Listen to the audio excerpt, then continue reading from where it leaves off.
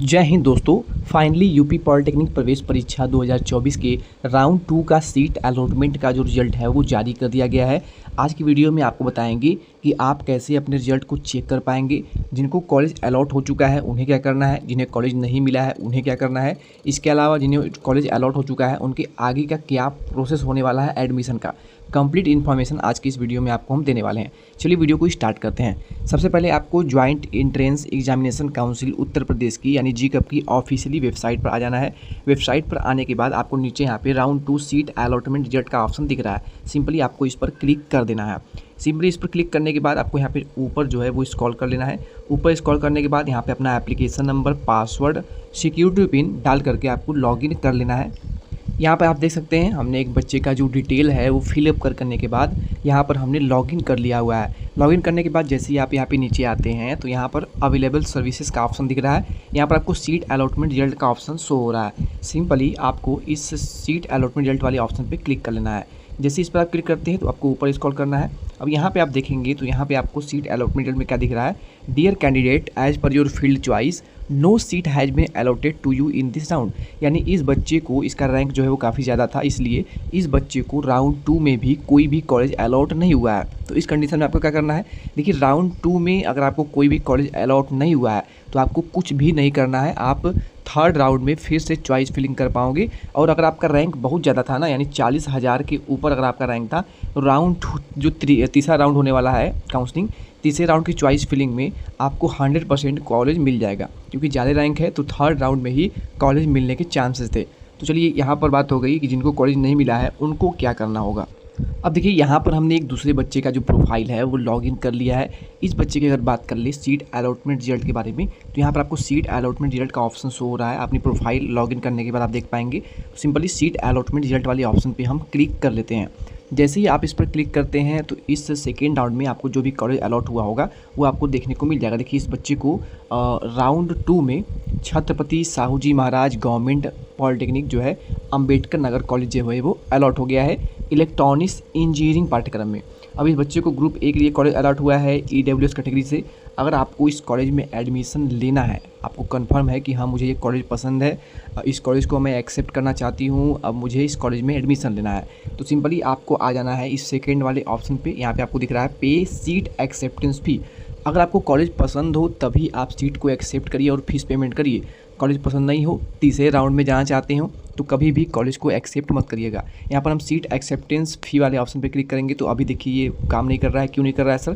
क्योंकि अभी जो है वो लिंक एक्टिवेट नहीं हुआ है। अभी आप केवल अपनी जो रिजल्ट है उसको चेक कर सकते हैं। ये जो सीट एक्सेप्टेंस का जो ऑप्शन है वो जल्द इनेबल हो जाएगा। आज करीब 1 PM पर दोपहर में 1 बजे के बाद लगभग आप सीट एक्सेप्टेंस का जो ऑप्शन है वो आपके लिए इनेबल कर दिया जाएगा। दोस्तों कुछ ज़रूरी चीज़ें जो कि आपके लिए जानना बहुत ही आवश्यक है और वो ये है कि राउंड 2 की जो सीट अलॉटमेंट रिजल्ट आ चुका है तो उसके बाद आपकी जो प्रोसेस करनी है उसके लिए आपको समय कितना दिया जा रहा है। देखिए सीट अलॉटमेंट का रिजल्ट आपका 25/7/2024 को जारी हो चुका है, यानी कल जारी हो गया था। लेकिन आप अभी तक फीस पेमेंट नहीं कर पा रहे होंगे, कॉलेज को एक्सेप्ट नहीं कर पा रहे होंगे। देखिए कॉलेज को एक्सेप्ट करने का और फीस पेमेंट का जो ऑप्शन है वो आज से यानी 26 जुलाई से लेकर के 30 जुलाई यानी 26, 27, 28, 29, 30 कुल 4 दिनों तक आपको सीट एक्सेप्टेंस का जो ऑप्शन है वो दिया जा रहा है। इन 4 दिनों में आप अपने कॉलेज को एक्सेप्ट कर सकते हैं। जो बच्चे कॉलेज को एक्सेप्ट कर लेते हैं केवल उनके लिए डॉक्यूमेंट वेरिफिकेशन कराना होगा और वो भी आपको 26 से लेकर के 30 जुलाई के बीच में ही करा लेना है।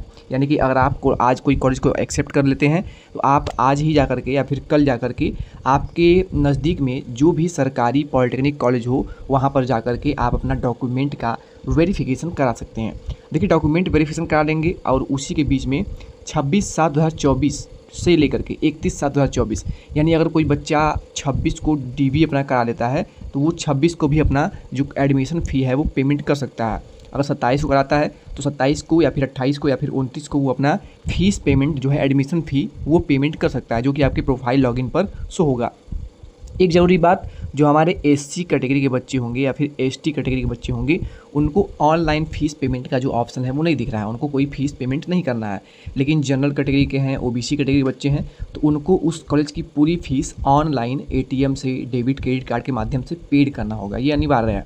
जो एससी या फिर एसटी कैटेगरी के बच्चे हैं उनको अभी ऑनलाइन कोई भी फीस पेमेंट नहीं करना है।